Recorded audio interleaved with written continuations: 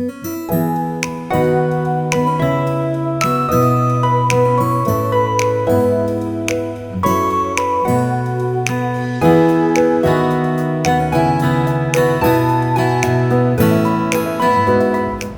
morning, everyone.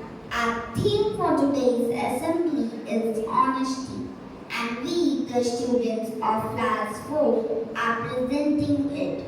Honesty means telling the truth, doing the right thing, and being fair, even when no one is watching.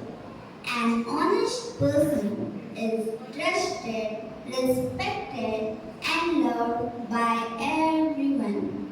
It is said honesty is the best policy because being truthful makes us feel strong inside and helps us build good relationship with others. Let's now listen to a poem on honesty.